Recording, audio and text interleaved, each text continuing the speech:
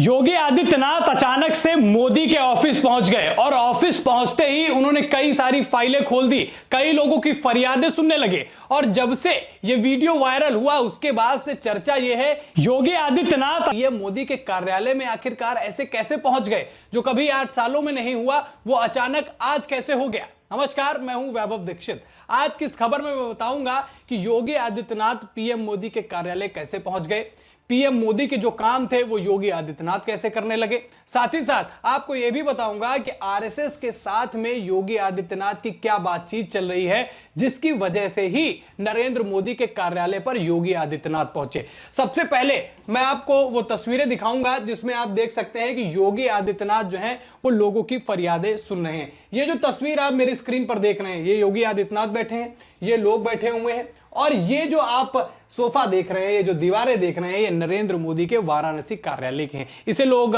Mini PMO भी कहते हैं। वाराणसी क्यों? क्योंकि नरेंद्र मोदी वहां के सांसद हैं तो उनका वहां पर संसदीय ऑफिस भी है। अब नरेंद्र मोदी अपने बिजी शेड्यूल की वजह से वाराणसी में वहां पर नहीं पहुंच पाते हैं, लोगों की फरियादें नहीं सुनते हैं। हालांकि योगी आदित्यनाथ लगातार ऐसे लोगों की फरियादें सुनते रहे, लेकिन 8 साल में दोस्तों पहली बार हुआ कि योगी आदित्यनाथ जो है वो नरेंद्र मोदी के कार्यालय में बैठकर उनके संसदीय क्षेत्र के लोगों की बातें सुन रहे थे और 10 लोगों की लगभग बातें सुनी, उनके निदान की, उनको जो उनकी समस्याएं थी उनको निस्तारण के लिए अधिकारियों को आदेश तक दे दिए। अब ये वो तस्वीरें हैं, वाराणसी की ही तस्वीरें हैं जब नरेंद्र मोदी के कार्यालय में योगी आदित्यनाथ पहुंचते हैं। अब नरेंद्र मोदी के कार्यालय में हुआ क्या क्या, सबसे पहले आप उस पर नजर डालिए। अब इसमें नरेंद्र मोदी के कार्यालय में जब वो पहुंचते हैं वो देखते हैं कि कई लोगों की लाइन लगी हुई है जो मदद की गुहार लेकर जनता के लोग आए हैं, जनता आई है। अब उसमें से 10 लोग ऐसे थे जिनकी जन सुनवाई जो है खुद योगी आदित्यनाथ ने की है, यानी कि नरेंद्र मोदी के ऑफिस में बैठकर योगी आदित्यनाथ ने नरेंद्र मोदी के संसदीय क्षेत्र में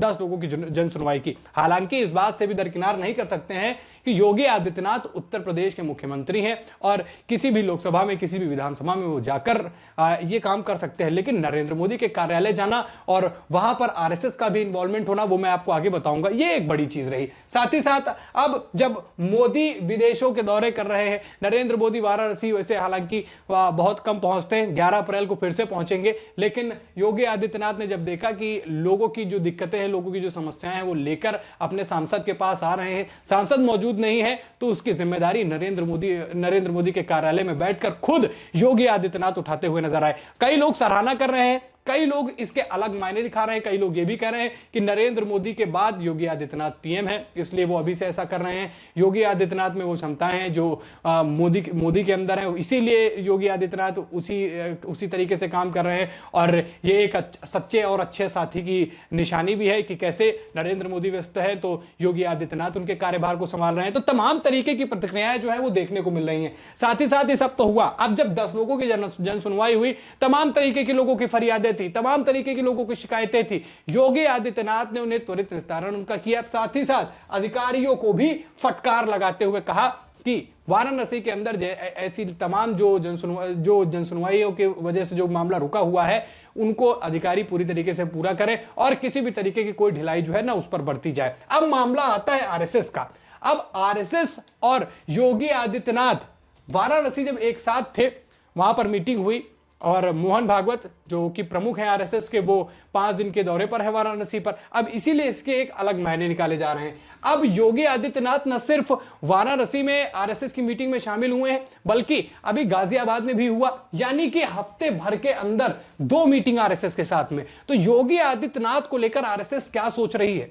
क्या आरएसएस योगी आदित्यनाथ को आगे ला रही है, उनको फ्रंट फुट पर बैटिंग करने के लिए कह रही है और उन्हें आगे भेज रही है कि भैया आप आगे आइए, देखिए सारा मामला? क्योंकि भविष्य ऐसा तो नहीं कि भविष्य देख रही है आरएसएस, और ऐसी खबरें भी हैं कि आरएसएस ये चाहता है कि नरेंद्र मोदी के बाद योगी आदित्यनाथ ही नरेंद्र मोदी की कुर्सी यानी देश के प्रधानमंत्री की कुर्सी जो है वो योगी आदित्यनाथ संभाले। इसीलिए लगातार ये सारी चीजें हो रही हैं। आरएसएस के साथ मीटिंग हुई, एक मंदिर के पुनर्निर्माण के लिए शिलान्यास में वो योगी आदित्यनाथ पहुंचे, फिर मिनी पीएमओ यानी नरेंद्र मोदी के संसदीय कार्यालय पर पहुंचे, वहां ये सारी चीजें देखने को मिली। तो कहीं ना कहीं लोगों के मन में ये चीजें आने लगी और हफ्ते भर में 2 मीटिंग, इसके पीछे का कारण क्या है? कई लोग इसे राष्ट्रीय अध्यक्ष के लिए भी देख रहे हैं कि योगी आदित्यनाथ का नाम राष्ट्रीय अध्यक्ष के लिए आ रहा है। हालांकि ये सारी अटकलें तब खत्म हो गई जब अमित शाह ने सदन में यह कह दिया कि योगी तीसरी बार रिपीट करने जा रहे हैं, यानी कि योगी आदित्यनाथ उत्तर प्रदेश में ही रहने वाले हैं, इसलिए ये सारी चीजें की जा रही हैं।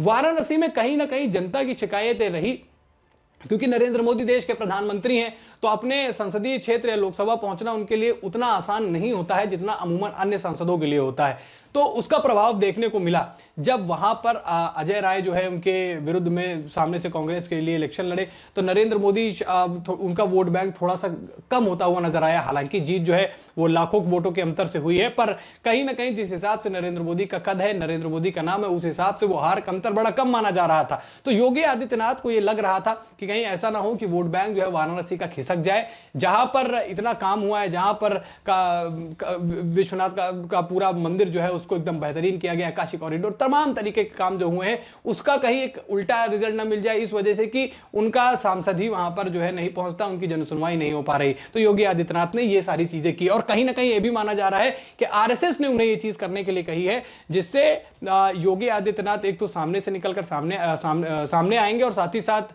जो एक बतौर मुख्यमंत्री जो जिम्मेदारी होती है उसका भी वो दायित्व जो है वो निभा रहे हैं। अब मोहन भागवत जो है वो 5 दिनों के दौरे पर हैं, और मोहन भागवत के 5 दिनों का दौरा भी अहम माना जा रहा है, क्योंकि योगी आदित्यनाथ लगातार टच में है, राष्ट्रीय अध्यक्ष को लेकर बात चल रही है, उसी बीच ये तस्वीरें सामने आ जाती हैं। तो इसके कहीं ना कहीं अलग मायने निकाले जा रहे हैं। जैसा मैंने बताया कि आरएसएस ये चाहती है कि नरेंद्र मोदी के बाद योगी आदित्यनाथ ही प्रधानमंत्री बने। साथ ही साथ अब ये कहा जा रहा है कि जो आरएसएस की जो मीटिंग हुई है योगी आदित्यनाथ के साथ में, उसमें सबसे बड़ी बात जो हुई है कि उसमें दिल्ली की चर्चा, दिल्ली की यानी कि दिल्ली में ये चर्चा चल रही है कि किसको राष्ट्रीय अध्यक्ष बनाया जाए, किसको क्या जिम्मेदारी दी जाए, तो योगी आदित्यनाथ का भी नाम उसमें शामिल हो रहा है। तो माना जा रहा है कि आरएसएस जो है वो योगी आदित्यनाथ के साथ में इस बात को लेकर चर्चा करी है, और उसके बाद ये जो तस्वीरें निकलकर सामने आ रही है कहीं ना कहीं खलबली मचाने वाली तस्वीरें हैं। अब सबसे बड़ी चीज ये होती है दोस्तों कि बीजेपी की जो प्लानिंग होती है, जो आरएसएस के साथ में मिलकर बनाती है, उसका क्या परिणाम होगा,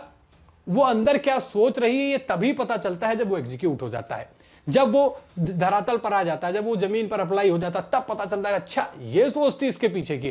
तो हैरान करने वाली जो प्लानिंग होती है बीजेपी की वो हमेशा से चलती आई है, और ये हो सकता है कि जो अमित शाह का बयान है वो किसी और दूसरी तरफ इशारा कर रहा हो। आरएसएस की एक साथ हफ्ते भर में 2 मीटिंग जो हुई हैं वो कुछ अलग सोच के साथ में आगे बढ़ रही हो। खैर ये तो सब देखने की बात है, समय बताएगा कि क्या हो रहा है। पर सोशल मीडिया पर ये वायरल तस्वीरें, लोग जानना चाह रहे थे कि आखिरकार क्यों योगी आदित्यनाथ जो है वो नरेंद्र मोदी के कार्यालय पर पहुंचते हैं, क्यों पहुंचे और क्या वहां पर उन्होंने किया। तो ये पूरा मामला था, और योगी आदित्यनाथ थोड़ा एक्टिव भी नजर आ रहे हैं। आप नजर डालेंगे तो लगातार इंटरव्यूज पे इंटरव्यूज करना, तरह तरह के बयान देना, केंद्र की राजनीति में इंटरेस्ट लेना, साथ ही साथ अब नरेंद्र मोदी के कार्यालय में बैठकर जनसुनवाई करना। तो योगी आदित्यनाथ वो सारी चीजें कर रहे हैं जो एक केंद्र के नेता के लिए जरूरी होती हैं। एक बड़ी जिम्मेदारी को लेने के लिए, ग्रहण करने के लिए जो चीजें जरूरी होती हैं वो योगी आदित्यनाथ करते हुए नजर आ रहे हैं। अब आरएसएस के साथ जो मीटिंग हुई है इसके परिणाम हो सकता है आने वाले कुछ ही दिनों में देखने को मिल जाए,